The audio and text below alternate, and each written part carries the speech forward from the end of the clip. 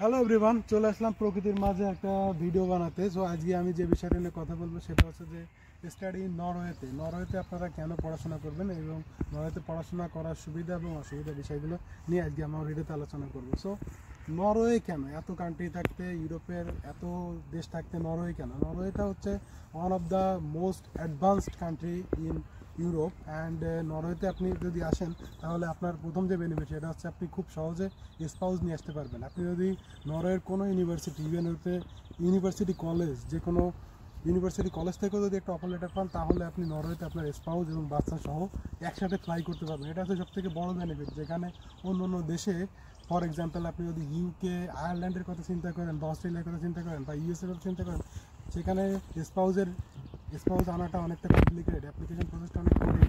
So এই ক্ষেত্রে আপনি খুব সহজে নরওয়েতে আপনি স্পাউস এবং আপনার চিলড্রেন নিয়ে চলে আসতে পারবেন।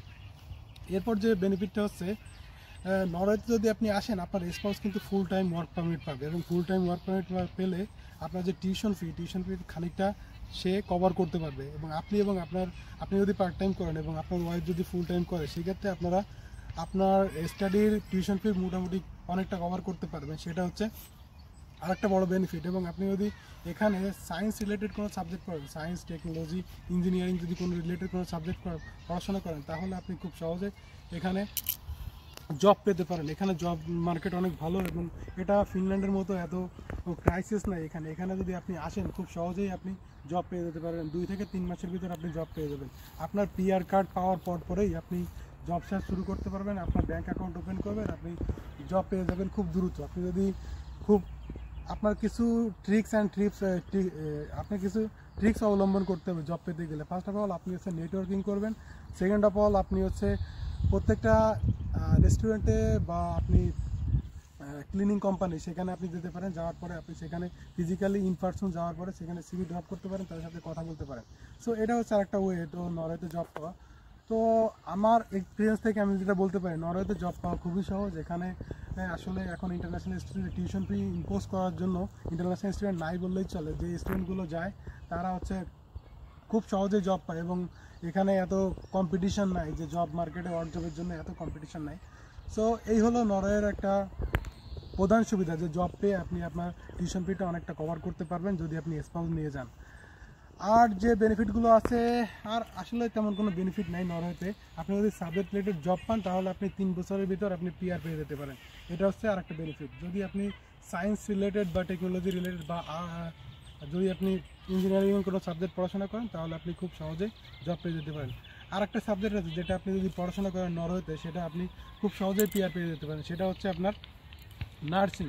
বাট নার্সিং করার জন্য আপনাকে নরওয়েজিয়ান লেভেল B2 লাগবে। সেটা হচ্ছে অনেকটা ডিফিকাল্ট আপনি যদি নরওয়ের বাইরে থাকেন। যদি আপনার নরওয়েতে সেটেল হওয়ার ইচ্ছা থাকে তাহলে আপনি একটা কাজ করতে পারেন, সেটা হচ্ছে যে আপনার স্পাউস যদি যায় সেখানে প্রথম বছর যদি ল্যাঙ্গুয়েজ কোর্স করে তাহলে আপনি পরবর্তী বছরে তাকে নার্সিং কোর্সে ভর্তি করে দিতে পারবেন। সেটা একটা খুব ভালো উপায় হতে পারে আপনার নরওয়ে সেটেলমেন্টের জন্য। নরওয়েতে যদি আপনি একবার ভাষাটা কমপ্লিট করতে পারেন, নরওয়েজিয়ান ভাষা one of the easiest language in the world. So আপনি যদি একটু ট্রাই করেন আপনি ইংলিশের সাথে অনেক সিমিলারিটি পাবেন এবং আপনি খুব সহজেই খুব ধরে ফেলতে পারবেন। সো আপনার যদি নরওয়ে টার্গেট হয়, নরওয়ে যদি সেটেল হতে চান, নরওয়ে একটা হাই ইনকাম কান্ট্রি, তাহলে আপনি প্রথম থেকে একটু কৌশলগত হয়ে এগোতে হবে। তাহলে আপনার স্পাউসের ভাষাটা ল্যাঙ্গুয়েজ কোর্স দিয়ে শুরু করতে পারেন এবং সাথে পাশাপাশি জবও করতে পারে। সেক্ষেত্রে আপনার বড় সুবিধা হবে যদি আপনার স্পাউস যদি কোর্সটা কমপ্লিট করতে পারে, পরবর্তীতে নার্সিং টাইপের কোনো কোর্স যদি ভর্তি হয়, সেক্ষেত্রে আপনি খুব সহজেই নরওয়েতে আপনার completing your nursing degree you can get a job very easily and you can settle down over there and live forever. So এই হলো নরওয়েতে পড়াশোনা করার মোস্টলি বেনিফিটগুলো। এছাড়াও নরওয়েতে পড়াশোনার এর বাইরে অসুবিধাগুলো কী কী আছে সেই বিষয়টা একটু ফোকাস করব। এখানে প্রধান অসুবিধা হচ্ছে যে এখানে অড জব করে আপনি এখানে থাকতে পারবেন না। আপনাকে আপনার সাবজেক্ট, আপনি যদি সোশ্যাল সায়েন্সে পড়েন সোশ্যাল সায়েন্স রিলেটেড সাবজেক্ট অনুযায়ী চাকরি পেতে হবে। আপনি যদি ইঞ্জিনিয়ারিং পড়েন তাহলে ইঞ্জিনিয়ারিং ফিল্ডেই চাকরি পেতে হবে। সো এটা হচ্ছে অনেক বড় ব্যারিয়ার।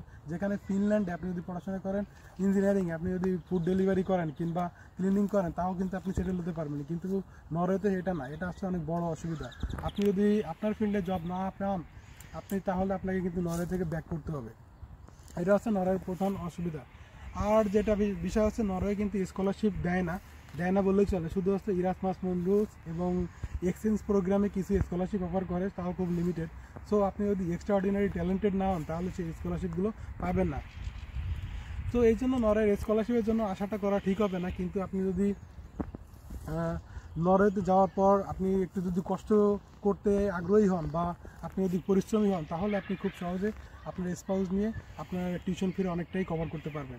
আমি দেখছি আমার কিছু বন্ধুবান্ধব আছে, তারা এই টিউশন ফি দিয়েও সার্ভাইভ করতেছে এবং তারা খুব ভালো আছে। এখন আমরা এখন ফিনল্যান্ডে আছি, ফিনল্যান্ডের জব পাওয়াটা খুব টাফ এবং ফিনল্যান্ডে অনেকেই অনেক কষ্টে আছে। তো সেই তুলনায় আপনি যদি নরওয়ে চুজ করেন সেটা অনেকটা ভালো ডিসিশন হবে এই সময়ে।